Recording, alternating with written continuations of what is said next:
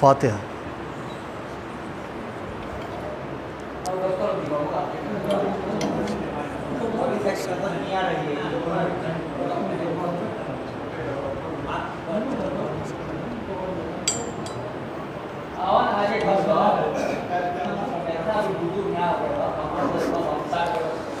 صلوات پڑھ دیں محمد وال محمد پہ.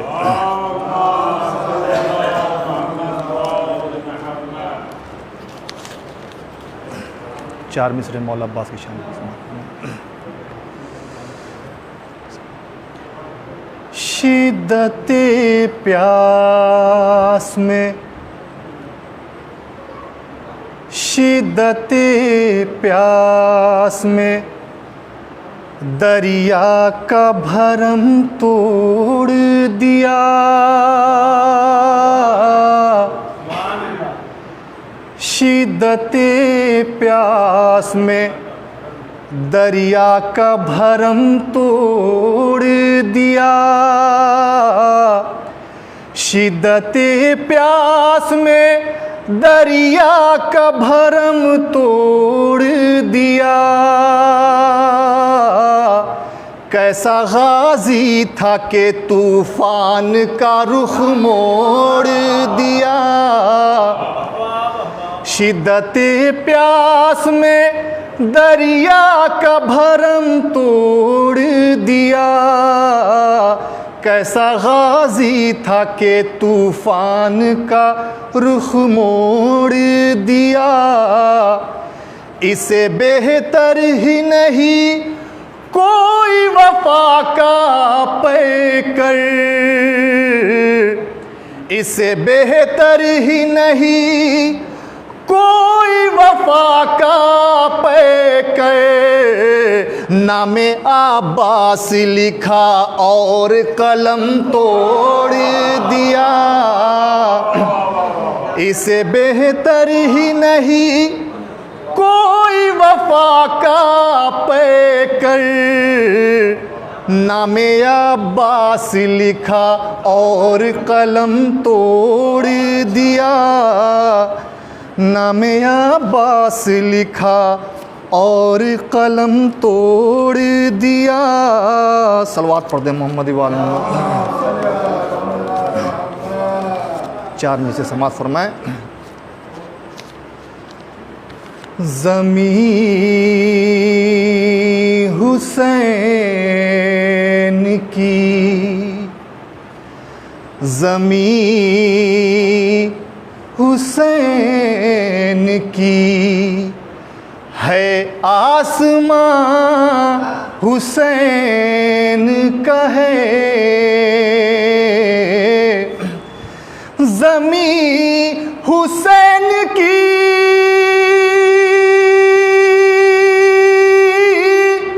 ہے، آسمان حسین کا ہے.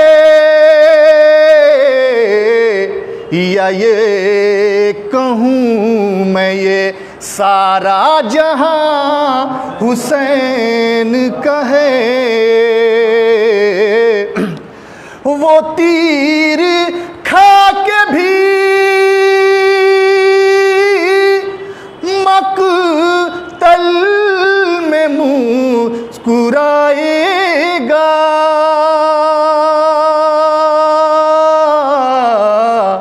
جو 6 مہینے کا ایک بے زباں حسین کا ہے. صلوات پڑھ دیں محمد وال.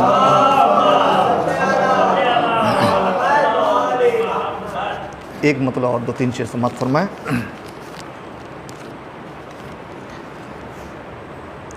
رہتے تھے جس طرح سے علی مصطفیٰ کے ساتھ، علی مصطفیٰ کے ساتھ. رہتے تھے جس طرح سے علی مصطفیٰ کے ساتھ. رہتے تھے شاہ خدا کے ساتھ، شاہ خدا کے ساتھ۔ مشق و علم کو دیکھ کے محسوس یہ ہوا، محسوس یہ ہوا۔ مشق و علم کو دیکھ کے محسوس یہ ہوا، بالی سکینہ رہتی ہے اپنے چچا کے ساتھ، اپنے چچا کے ساتھ۔ سانسوں کا جیسے رشتہ جڑا ہے حیات سے، جڑا ہے حیات سے۔ سانسوں کا جیسے رشتہ جڑا ہے حیات سے، ایسا ہمارا رشتہ ہے فرش عزا کے ساتھ، فرش عزا کے ساتھ۔ سینے پہ داغ ماتم سرور لیے ہوئے، سرور لیے ہوئے۔ سینے پہ داغ ماتم سرور لیے ہوئے، تربت میں اپنی جائیں گے خاک شفا کے ساتھ، خاک شفا کے ساتھ۔ رہتے تھے جی طرح سے علی مصطفیٰ کے ساتھ، علی مصطفیٰ کے ساتھ۔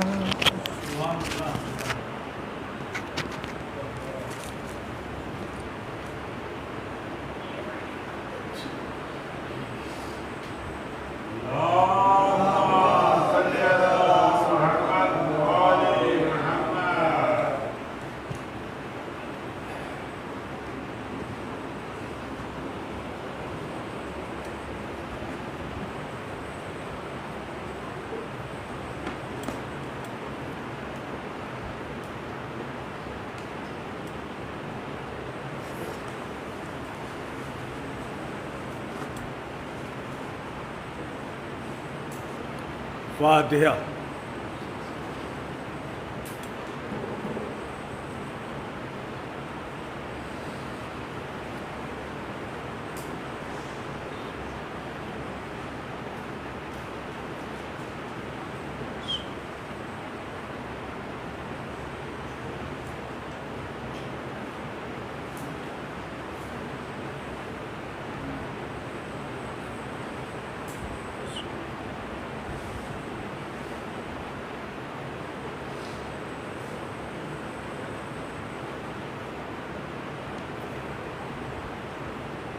لا حول ولا قوة إلا بالله العلي العظيم۔ اعوذ باللہ من الشیطان اللعین الرجیم۔ بسم اللہ الرحمن الرحیم۔ الحمد للہ الذی ہدانا لہذا وما كنا لنہتدی لولا ان ہدانا اللہ۔ لقد جاءت رسل ربنا بالحق۔ الصلاۃ والسلام وتحیۃ والاکرام علی سید الانبیاء والمرسلین، سیدنا و نبینا و شفیع ذنوبنا و حبیب قلوبنا و طبیب نفوسنا مولانا ابی القاسم محمد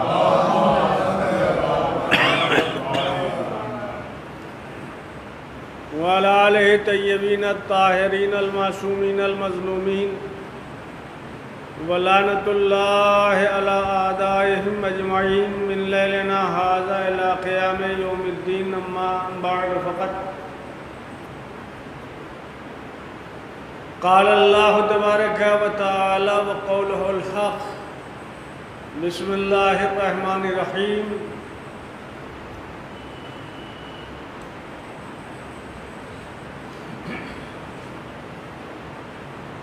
کل من علیہا فان ویبقا وجہ ربک ذو الجلال والاکرام.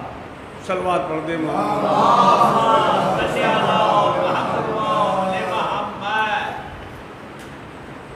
التماس ہے ایک مرتبہ سورہ فاتحہ پڑھ کر سیدہ جہاں آرا مرحومہ بنت سید وسیع حیدر مرحوم کے روح کو ایصال فرمائیں.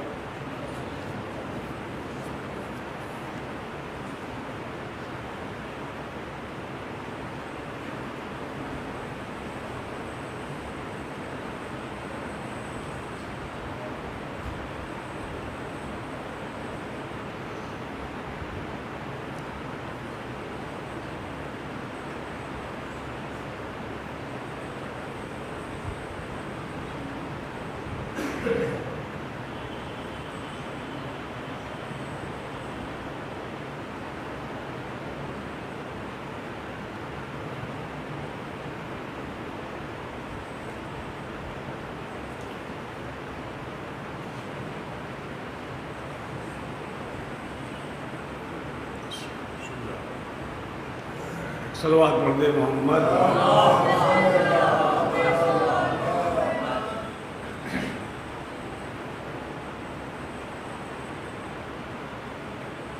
انسانی زندگی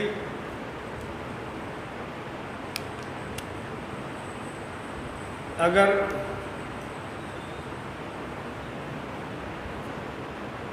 اس میں تعمیری پہلو نہیں ہے،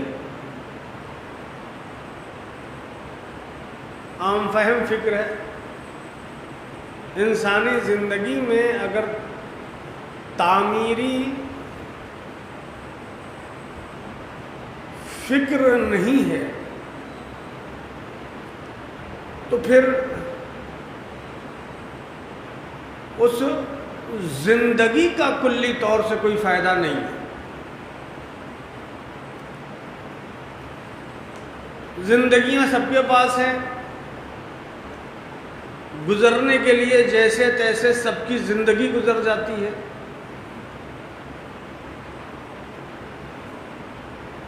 جو اول درجے کے لوگ ہیں، متوسط درجے کے لوگ ہیں، نیچے درجے کے لوگ ہیں، زندگیاں سب کی گزر جاتی ہیں. مگر کچھ معاملات ایسے آتے ہیں کہ جس کی بنیاد کے اوپر کچھ چیزیں ایسی ہوتی ہیں جسے کچھ لوگ محسوس نہیں کر پاتے. انہی دونوں تین چیزوں کے اوپر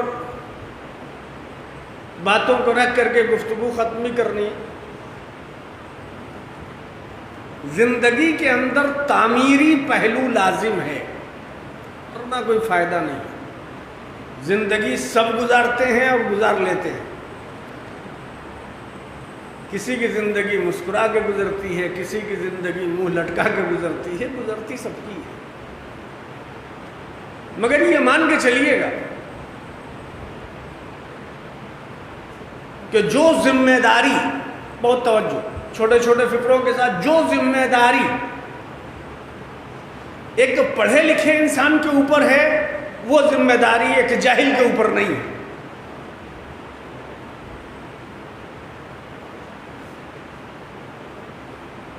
آدمی کی اپنی پرسنل زندگی ہے اور اپنی پرسنل زندگی جینے کا سب کو برابر سے حق ہے. مگر اس پرسنل زندگی میں بھی کسی کا حق داخل ہے یا نہیں ہے اسے محسوس کرنا ضروری ہوتا ہے.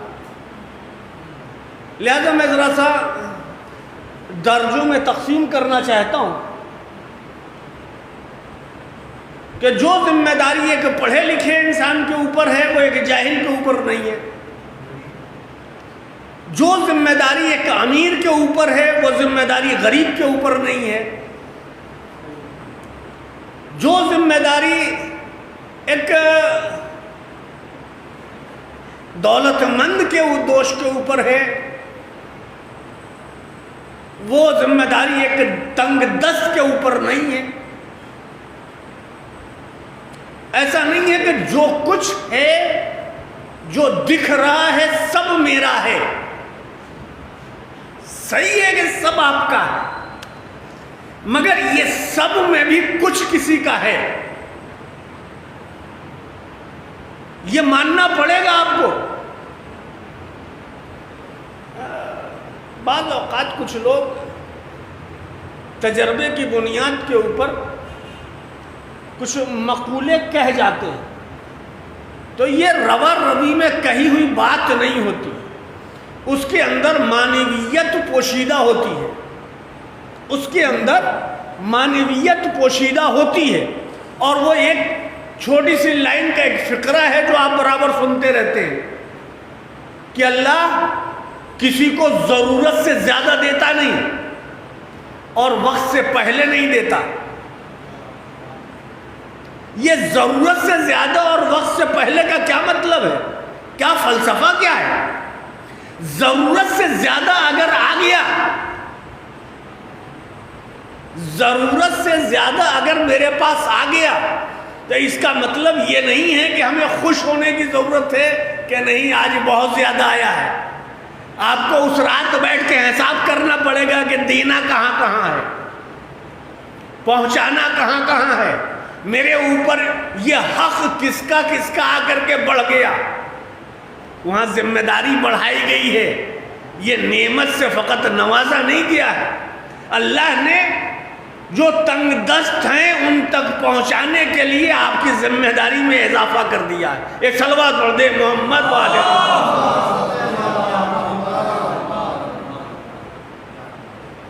تو ذمہ داری بڑھی ہے، اور اس ذمہ داری کو آپ کو ہلکا کرنا پڑے گا، اسے ادا کرنا پڑے گا.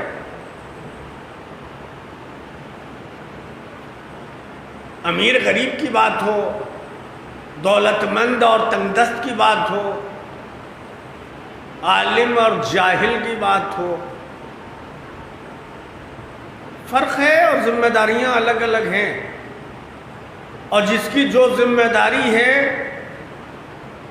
اس ذمہ داری کو اسے ادا کرنا ہے، اور کرنے کے لیے یہی ایک زندگی ہے. ذمہ داری سے سبکدوشی کے لیے یہی ایک ذمہ داری، ایک زندگی ہے کہ جس میں ہم اپنے ذمہ داری سے سبکدوشی اختیار حاصل کر سکتے ہیں. ورنہ یہ جانیے کہ مرنے کے بعد آپ کی بھی ذمہ داری دوسروں کے کندھے کے اوپر منتقل ہو جاتی ہے. ایک صلوات پڑھ دیں محمد والے. تو اسی زندگی میں، اسی زندہ زندگی میں، اسی موجودہ زندگی میں اپنی ذمہ داری کو ادا کرنا ہے. اور وہ کیسے کرنا ہے؟ اگر زیادہ ہے تو دینا ہے، ضرورت سے زیادہ ہے تو بانٹنا ہے، اگر کوئی مستحق ہے تو اس تک جانا ہے.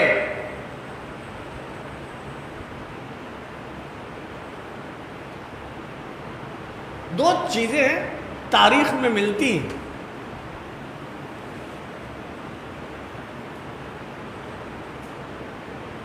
تاریخ اسلام میں جو سب سے سخی دروازہ پایا گیا وہ آل محمد علیہ السلام کا.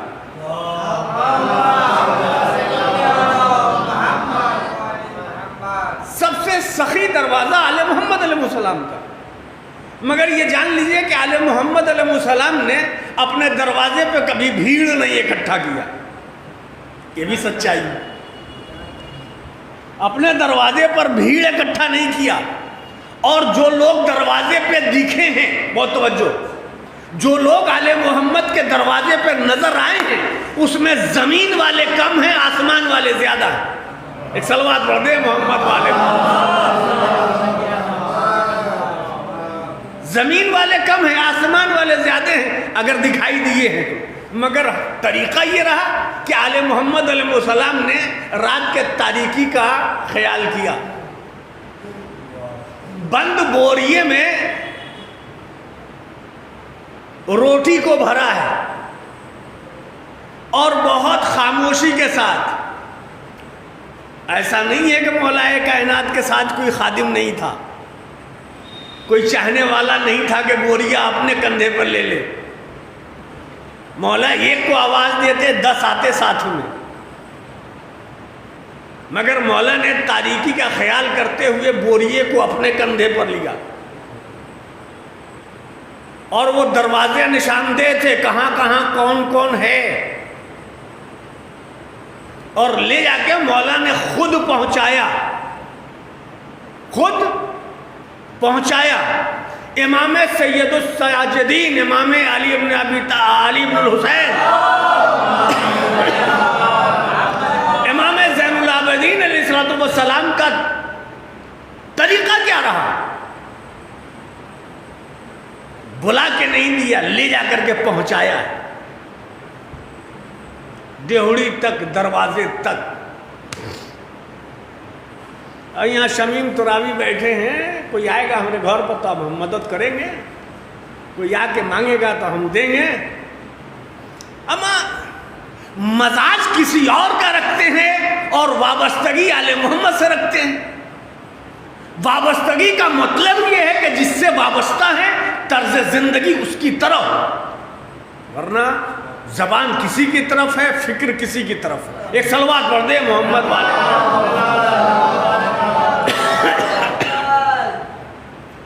یہ نہیں، آل محمد علیہ السلام نے مدد کا طریقہ فکروں میں نہیں بیان کیا، حدیثوں میں نقل نہیں کیا، آل محمد علیہ السلام نے اسے کر کے دکھایا ہے، کہ کیسے کرنا ہے۔ آل محمد علیہ السلام درخواست نہیں مانگتے تھے، اور حد تو جب ہو گئی کہ جب رات کے تاریکی میں بانٹنے والا امیر کائنات بانٹتا ہوا غریبی کو روٹی وہاں تک پہنچا جس صف میں مولا کا خود قاتل بھی بیٹھا ہوا ہے۔ خود قاتل بھی، ہم کو نہیں معلوم کہ اس میں ہمارا دوست کون ہے، دشمن کون ہے، مولا کی نظروں سے کچھ پوشیدہ نہیں۔ قاتل بھی بیٹھا ہے اسی جماعت میں، اسی صف میں، اور اس کے حصے کی بھی روٹی وہاں رکھتے ہیں مولا۔ رکھ دی تو سوال کرنے والے نے سوال کیا، پوچھا مولا روزانہ 1 روٹی دیتے تھے، ایک آج روٹی اضافہ کر دیا آپ نے؟ کہاں میں دیکھ رہا ہوں تمہارے پشت کے اوپر تمہارا لگتا ہے کوئی مہمان بیٹھا ہے۔ ہائے ہائے کیا انداز ہے! اگر یہاں ہم کھڑے ہو جائیں تو 7 شجرہ اس کا پردہ اٹھا دیں گے اس کا۔ لگتا ہے کہ تمہارا کوئی مہمان بیٹھا ہے، تو یہ روٹی اس مہمان کا حق ہے۔ دیا اور آگے بڑھ گئے۔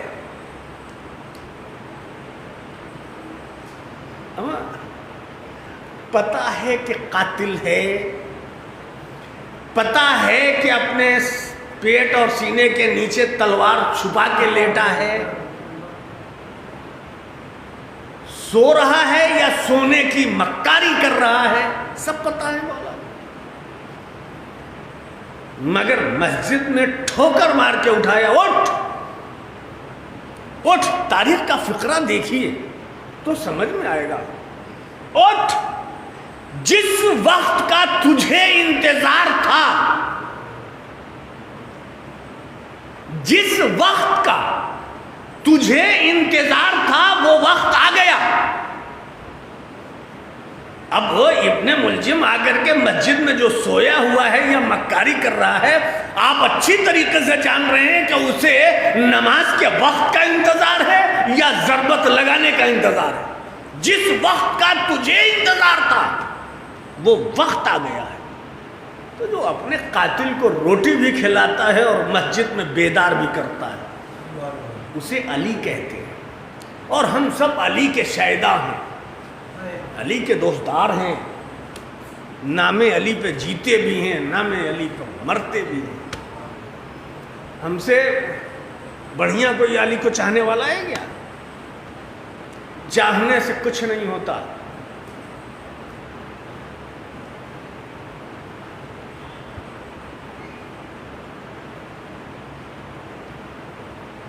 اس چاہنے اور اطاعت میں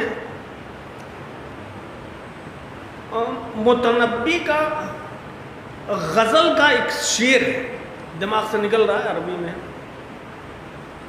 اس شعر میں وہ آخری کا جو لفظ اس نے استعمال کیا ہے غزل کا کہ اطاعت گزار کیسا ہوتا ہے یا محب کو چاہنے والا کیسا ہوتا ہے، اس میں جو لفظ استعمال کیا وہ مطیع، میم تے عین یہ الف، مطیع، جسے ہم چاہ رہے ہیں اس کے چاہنے کا مفہوم یہ ہے کہ ہم چاہیں نہیں بلکہ اس کے پیروکار بن جائیں. کیفیت یہ ہوتی ہے، اگر غزل کی دنیا میں آ کر کے دیکھیں گے تو محبوب جس رخ کا جاتا ہے نظر ادھر جاتی ہے، محبوب جدھر گزرتا ہے فکر ادھر گزرتی ہے، محبوب کا جہاں مسکن ہوتا ہے ہماری جان وہاں بستی ہے. یہ سارے رخ ہیں محبوب کے حق میں. ہمارا محبوب کون ہے؟ ہمارا معشوق کون ہے؟ ہم کسے چاہتے ہیں؟ جسے چاہتے ہیں اس کا نام علی ہے. ہم جس سے محبت کرتے ہیں اس کا نام حسین ہے. ہم جس کے عاشق ہیں اس کا نام پنجتن پاک ہے. تو پنجتن پاک نام ہے تو ہم مطیع کیوں نہیں بنتے؟ ہم اس عشق کا حق ادا نہیں کرتے جو حق ادا کرنا چاہیے. ہم فرما بردار بن نہیں پاتے ہیں مگر کہتے ہیں کہ عاشق ہیں، کہتے ہیں کہ ہم چاہنے والے ہیں، کہتے ہیں کہ ہم ماننے والے ہیں. نہیں، جو ماننے والا ہوتا ہے نا تو اپنے محبوب کے نقش قدم پہ چلتا ہے، اس کی مرضی پہ چلتا ہے، اس کے خواہش کے اوپر چلتا ہے، اس کے اشاروں پر چلتا ہے. تو جو اپنے محبوب کے اشاروں پہ چلے اسے عاشق کہتے ہیں. اور عزیزو، یہ دنیا کی عاشقی نہیں، آل محمد کی عاشقی ہے تو اس سے کہیں زیادہ مضبوط نظر آنی چاہیے. اے صلوات پڑھ دے محمد،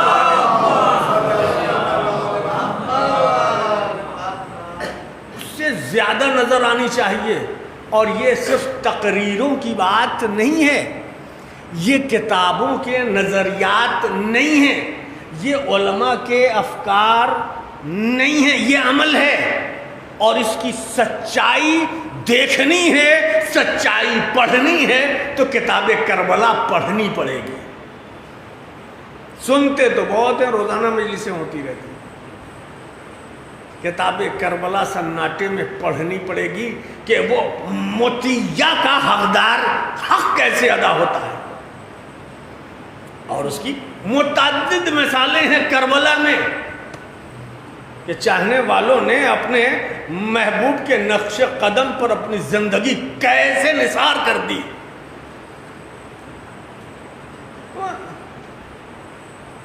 امام وقت کی اجازت حاصل ہے. چراغ گل ہو چکا ہے، ذریعہ اور بہانہ بھی بتا دیا ہے. ہمارے خانوادے کے کسی بچے کا ہاتھ تھام لو، لے کے نکل جاؤ. کوئی پوچھ لے گا تو کہہ دینا کہ اہل بیت کے خانوادے کے بچے کی جان بچانے کے لیے آیا ہوں، میں اپنی جان بچانے کے لیے بھاگا نہیں. یہ گنجائش رکھی مولانا، چلے جاؤ، اجازت ہے، وقت ہے. یہاں کچھ حاصل ہونے والا نہیں ہے، کچھ ملنے والا نہیں ہے. اور جب معاملہ آیا اپنے تاثرات کو رکھنے کے لیے تو جناب زہرقین نے کون سی بات رکھی، حبیب ابن مظاہر نے کون سی بات رکھی، جناب عباس نے کون سی بات رکھی. ان خطبوں کو پڑھنے کی ضرورت ہے. آپ کے بعد یہ زندگی کیا مانے ہیں؟ آپ کے بعد اس زندگی کے اوپر لعنت ہے کہ ہم آپ کا ساتھ چھوڑ کے چلے جائیں. آپ جو سنتے رہتے ہیں کہ کسی چاہنے والے نے اپنا پہلو بھی نہیں بدلا، پہلو بھی نہیں بدلا. ایسے نہیں ہوتا. وہ مطیع کے دائرے میں آتا ہے. محبوب کے اشارے پر زندگی چلتی ہے. میرے عزیزو، ایک سچائی مجھے بتا دیں آپ کہ جب حالات خراب ہوتے ہیں، ماحول بگڑتا ہے، جان پر آن پڑتی ہے، تو ہماری ماں اور بہنیں کیا کرتی ہیں؟ جان پر آن پڑتی ہے تو ہماری ماں اور بہنیں کیا کرتی ہیں؟ کوشش پہلے مرحلے میں یہ رہتی ہے کہ ہمارے سر کا سرتاج ہمارے پاس رہے. پہلی کوشش، سر کا سرتاج ہمارے پاس رہے، دور نہیں جانے دینا چاہتے. اور اگر سر کا سرتاج چلا گیا تو اپنے چھوٹے چھوٹے بچوں کو اپنے گود میں سمیٹ لیتی ہے. یہ میری دولت ہے، یہ میری کمائی ہے، اسے اپنے سے آگے الگ نہیں ہونے دیں گے.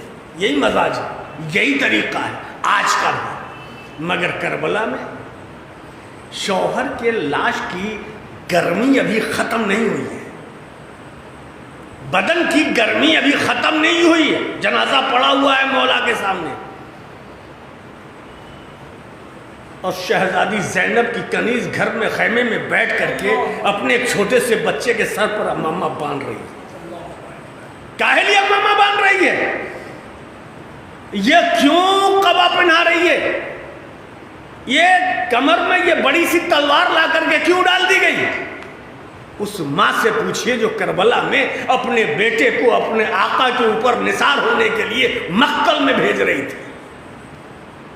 لیکن یہ عام عورت نہیں ہے، یہ مولا کے چاہنے والی ہے، جناب زینب کی کنیز ہے. اور یہی کے اوپر آ کر کے کلیجہ پھٹنے لگتا ہے،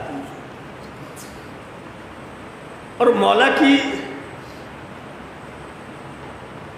مظلومیت کا احساس دلایا جاتا ہے. جناب مسلم ابن اوسجہ کی لاش سامنے ہے، آنکھیں بھری ہوئی ہیں مولا کی، چاہنے والے ارد گرد کھڑے ہیں. اسی درمیان اصحاب کے خیمے کا ایک پردہ اٹھتا ہے، ایک چھوٹا سا بچہ خیمے سے باہر نکلتا ہے، بالکل مجاہد بن کر، بالکل مجاہد بن کر، اور دشمنوں کی جانب نکلا چلا جا رہا ہے. مولا کی نظر پڑ گئی، دیکھو یہ اصحاب کے خیمے سے کون بچہ ہے جو میدان کی طرف جا رہا ہے، اسے روکو. ساتھی دوڑے، اس بچے کو لے کے آئے. پوچھا میرے لال کہاں جا رہے ہیں؟ کہ مولا آپ کے دشمنوں سے لڑنے جا رہا ہوں. یہ لڑنے کا حوصلہ دیا کس نے؟ باپ مر چکا ہے، بیوہ ماں خیمے میں، یہ حوصلہ دیا کس نے؟ ماں نے. آپ کے دشمنوں سے لڑنے جا رہا ہوں. کیا میرے لال تم کس کے نور نظر؟ سر جھک گیا، آواز نکلی، آقا جس کی میت آپ کی نظروں میں ہے. کلیجے سے لگا لیا، میرے مسلم کی نشانی ہو. میرے لال تم خیمے میں چلے جاؤ، تیرے بابا کی قربانی کافی ہے. تیرا چہرہ دیکھ کر کم سے کم تیری بیوہ ماں اپنی باقی زندگی تو گزار سکتی ہے. اب جب باپ کا نام آیا تھا تو بچے کی گردن جھک گئی تھی، اور جب گھر خیمے میں واپس جانے کی بات آئی تو ایک مرتبہ بچے نے سر کو ذرا سا بلند کیا، اور بلند کر کے مولا سے کیا کہتا ہے، یہ اتنی دیر میں کیا ماں نے گھول کے پلا دیا؟ بچہ کہتا ہے مولا ہم خیمے میں کیسے واپس چلے جائیں، میری ماں ہی نے تو مجھے تیار کر کے مقتل میں بھیجا. یہ باتیں ہو رہی تھی کہ در خیمے کا پردہ ہٹتا ہے، ایک آواز وہاں سے نکلتی ہے، ہاتھ نظر آتے ہیں، مولا ایک بیوہ کیا ہدیہ ہے، مولا اسے قبول کر لیجئے. میرے شوہر سرخرو ہو گئے جام شہادت پی کر، مولا علی نجات دیں گے، رسول خدا مغفرت کریں گے. اگر میرے ہدیے کو قبول کر لیا تو میں بی بی فاطمہ کے روبرو کھڑی ہونے کے لائق بن سکتی.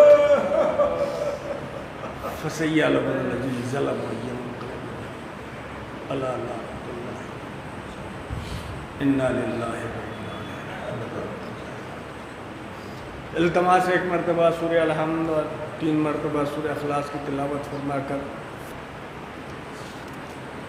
مجلس کا ثواب، ان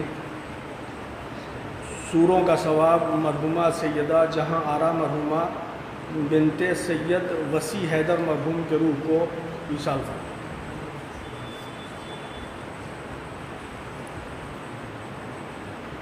بسم